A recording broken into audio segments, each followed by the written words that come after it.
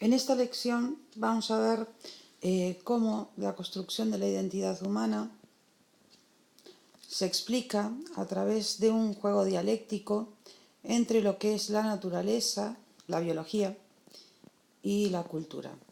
Nosotros lo que vamos a ver es cómo, por un lado, los humanos tenemos una herencia genética, lo que llamaríamos aquí naturaleza, y por otro lado tenemos una herencia social, lo que aquí llamaríamos cultura. Lo que deberíamos entender es que nosotros no podemos separar una cosa de la otra. No podemos separar los genes del ambiente. No podemos separar la naturaleza de la cultura en lo que es la construcción de nuestra identidad. Porque separarlo sería caer o en el error biologista si nos quedamos con que solo nos construimos a partir de la genética o que fundamentalmente somos genética. Eso sería lo que diría alguien que cayera, como les decía, en el error biologista. Diría que somos un producto exclusivo de la herencia genética, y aquella persona que cayera en el error ambientalista diría que somos exclusivamente un producto del ambiente, del entorno, y que la genética poco tiene que decir.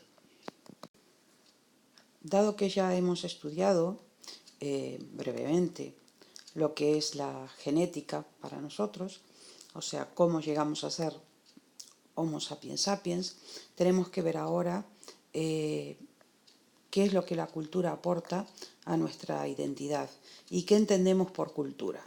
Desde luego, no entendemos por cultura, eso es lo que quiero decirles en primer lugar, tener muchos saberes, ser muy, digamos, sabio en determinado tipo de cosas, lo que se dice vulgarmente como esta persona tiene mucha cultura, es muy culto.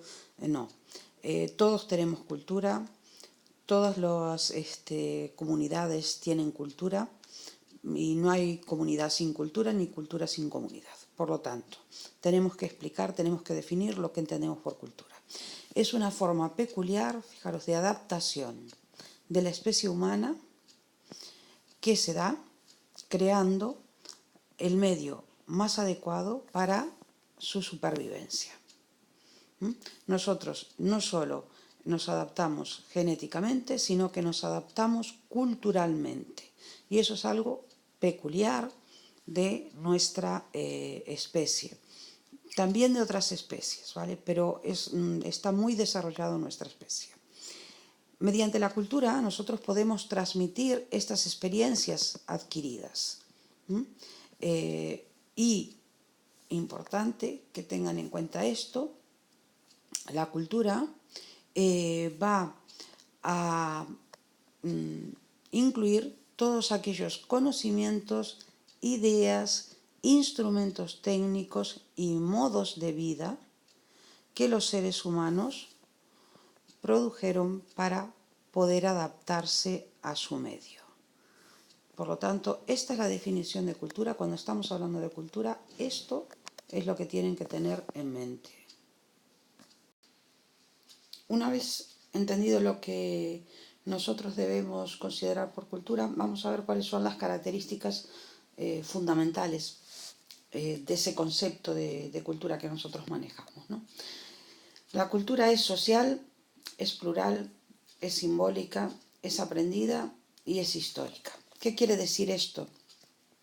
Cuando decimos que la cultura es social, queremos decir que se hereda socialmente. Ya hablamos de esto, por ejemplo, con Dawkins, ¿no? Y con los memes. Se transmite socialmente porque se transmite de persona a persona y de generación en generación, y todo esto dentro de conjuntos sociales. Y es social no solo porque se hereda socialmente, sino porque la cultura representa la vida social, con sus costumbres, sus maneras de vivir, de estar situados en el mundo. Y en ese sentido ya les había mencionado yo que no hay sociedad sin cultura y tampoco hay cultura sin sociedad. ¿Por qué la cultura es plural?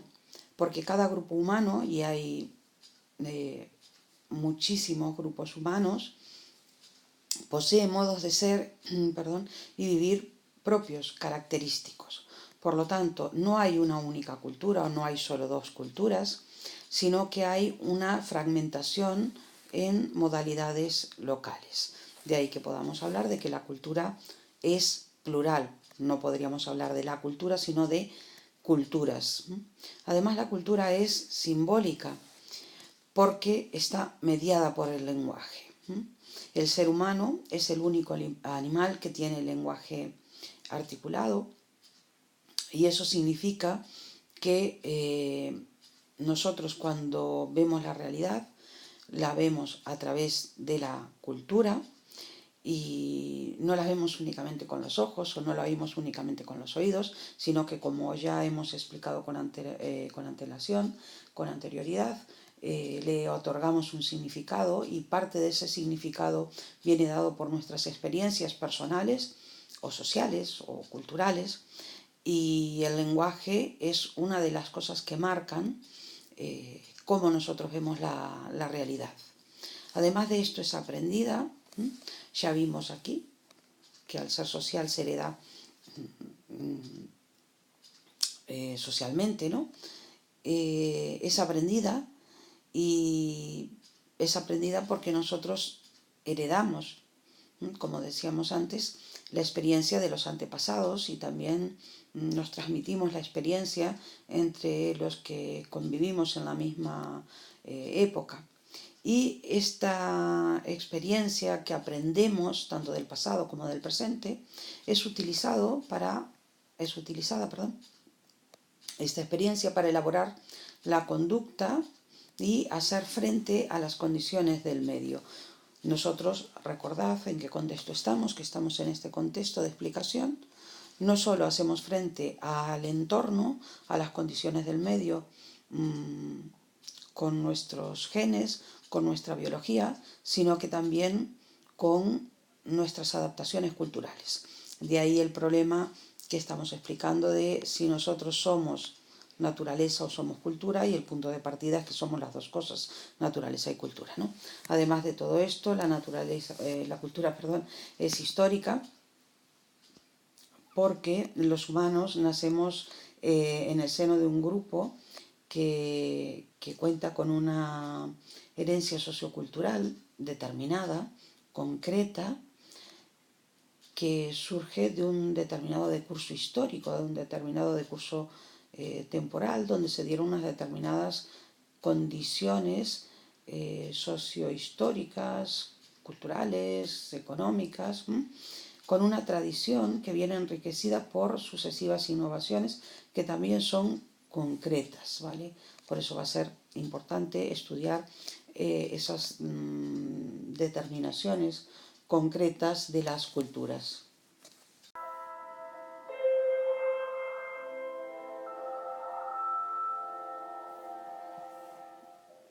La lluvia, el fenómeno meteorológico que define a Galicia, se presenta en nuestra comunidad de muchas formas.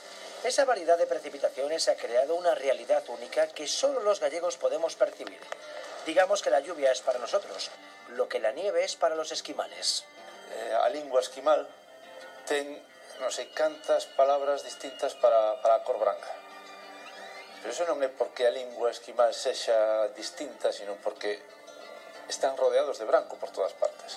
Una persona de fuera que visite Galicia durante un día de mal tiempo seguramente expresaría una idea sencilla y diría algo así como «está lloviendo». Para un gallego, la misma situación sería muy diferente. Non todo é chuvia, non todo é a mesma chuvia. Entón ti vas creando realidades distintas, nomes distintos para cousas que ti, o teu cerebro, percibe de forma distinta. Pero para percibilo de forma distinta tens que entrenalo. E como entrenas? Vento chover. Pues fíjense si hemos ejercitado el cerebro lo suficiente que el gallego tiene más de 100 palabras para referirse a la lluvia. Algunas de ellas han sido recopiladas en una tesis doctoral realizada por una profesora de la Universidad de Santiago. Se nunha comunidade ese fenómeno non se dá con tanta frecuencia ou con tanta intensidade, é normal que a comunidade falante non teña unha variedade tan amplia como temos nós, onde ese fenómeno menos este ano si se da con moita frecuencia. Los diferentes términos tienen en cuenta la sonoridad, si es más o menos molesta o su intensidad. Fíjese cuántas palabras se pueden utilizar para describir una lluvia fuerte. Por ejemplo, bátega. Bátega está relacionado co verbo latino batuere, de bater, golpear. Entonces, asimílase cando cae unha treboada, un golpe de chuvia, pues, como a forza que fai da chuvia o caer a forza. En Galicia lo más habitual son esos días grises con precipitaciones de carácter débil. Para jornadas así, tenemos un amplio repertorio de términos. Uno es babuxa. Esa sensación doce, agarimosa, ligada á viscosidade da baba, que ten relación con ese mismo étimo, fai que unha tarde de chuvia fina, moi espesa, pero que non molesta, se fale pues, desa babuxada, babuxeira, relacionado ca baba dos bebés. Y otra palabra que usamos mucho en las previsiones meteorológicas en Galicia es orvallo. Ten que ver cunha palabra latina que era orbus, que facía referencia á cegueira. Entonces, cando estes días de chuvia, de néboa baixa, que se ven moi pouco realmente, que hai unha escuridade, pois relaciónase con esa pouca visibilidade. Queda demostrado que la lluvia en Galicia es algo más que un simple hidrometeoro.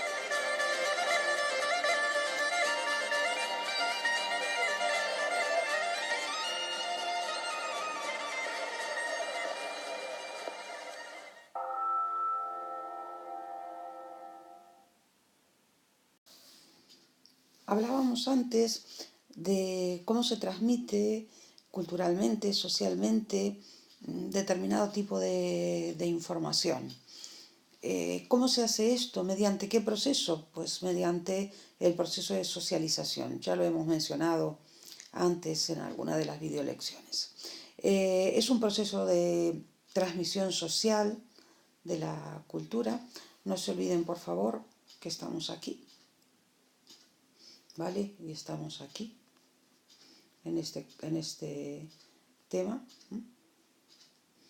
¿Vale? Es un proceso, entonces, el proceso de socialización, de transmisión social de la cultura, y este proceso nos permite desarrollar nuestras capacidades neuronales, nos permite adaptarnos a nuestra comunidad concreta, y también nos permite adaptarnos a una comunidad nueva si cambiamos de comunidad. Además, nos permite tener una estabilidad psicológica o mental, ya que esta estabilidad psicológica surge de la integración en el grupo cultural que nos rodea. Es muy perturbador para nosotros, ya lo veremos si es posible en el tema de política, en el tema de filosofía práctica, cómo somos seres sociales y cómo es perturbador para nosotros no estar integrados en un grupo social o en varios grupos sociales, ¿no? Que nos dan precisamente un horizonte cultural en el cual integrarnos. Además de todo esto, el proceso de socialización nos permite interiorizar patrones culturales, haciendo que se vean como naturales, fijaros, cómo no son naturales, como naturales las conductas y valores de nuestra sociedad. Nosotros vemos como algo completamente normal lo que se hace, con normal quiero decir natural, lo que se hace en nuestra sociedad, y vemos como raro, como antinatural, como extraño lo que se hace en otras sociedades. Lo mismo sucede al revés, obviamente. Otras sociedades ven como antinatural, anormal, raro, extraño lo que nosotros hacemos. El proceso de socialización, por el cual, acuérdense por favor, se transmite la cultura, no nos obliga a pensar. Nos da ya esos patrones en los cuales nosotros estamos situados, y entonces no nos obliga a pensar, no nos obliga a sentir y no nos obliga a actuar, ¿vale? A todos por igual. Sí que nos da unos marcos de referencia, unos patrones culturales, pero nosotros no estamos obligados a hacer todos y a sentir todos lo mismo. Nos da una cierta comodidad, eso es cierto, porque ya nos da determinadas respuestas que están estereotipadas, pero no queda coartada totalmente nuestra libertad. Por eso nosotros tenemos que decir que a pesar del proceso de socialización, somos nosotros los responsables de elegir, a pesar de que hay un fuerte condicionamiento, una fuerte determinación de este proceso. Si se fijan en este texto de Mosterín, de Filosofía de la Cultura, van a poder comprender un poco mejor lo que hemos visto hasta ahora. Si se fijan, lo que se está explicando en el primer párrafo es la diferencia entre lo que es un valor congénito y un valor cultural. Y se pone como ejemplo de valor congénito ser diestro o ser zurdo. Nosotros nacemos biológicamente determinados a utilizar la mano derecha o la mano izquierda, ¿vale? Mientras que ser políticamente de derechas o ser políticamente de izquierdas o de centro es un valor cultural, algo adquirido, no es congénito, ¿vale? Cualquier contenido cultural, cualquier valor cultural, entonces estará en el cerebro del individuo y va a llegar al cerebro del individuo por adquisición, ¿vale? En ese sentido, sobre los valores del grupo, solo se van a poder hacer afirmaciones de tipo estadístico, porque no vamos a poder saber exactamente qué valor, en qué grado, en qué intensidad, en qué magnitud está en cada uno de los individuos, ¿vale? El individuo, a la inversa, ya ves que lo que dice a continuación, el individuo lo que va a hacer es recibir los valores, que fue lo que hablamos en el proceso de socialización aquí, ¿vale? Se recibe a partir de, básicamente, el proceso de socialización. El individuo recibe sus valores de los demás miembros del grupo al que pertenece, ¿no? Mediante el proceso del que hablábamos. Entonces, el problema que puede haber es que entre este tipo de valores, los valores congénitos, ¿vale?, y los valores culturales, aquí lo tenéis, ¿vale?, puede haber conflicto. Esto es lo que tenéis manifestado aquí. Brevemente, porque veis que falta una parte, ¿no?, del texto, en el segundo párrafo. Lo que se viene a señalar es que los diferentes grupos étnicos y los diferentes grupos religiosos hacen con frecuencia valoraciones contrapuestas, ¿vale? Y viene a señalarse de nuevo que la información valorativa se transmite a través de muchos canales y que es muy contagiosa. Por eso los ideales y los prejuicios se contagian muy fácilmente. Y es muy fácil hacerse pacifista entre los pacifistas, antisemita entre los antisemitas, da igual nacionalista entre los nacionalistas, antinacionalista entre los antinacionalistas, da igual fumadores entre los fumadores, etcétera, ¿no? Porque precisamente los valores culturales, recordad esto, que se transmiten mediante los procesos de socialización, ¿vale?, van a transmitirse de una manera contagiosa, porque van a condicionar de una manera muy fuerte al individuo a través de la presión del grupo.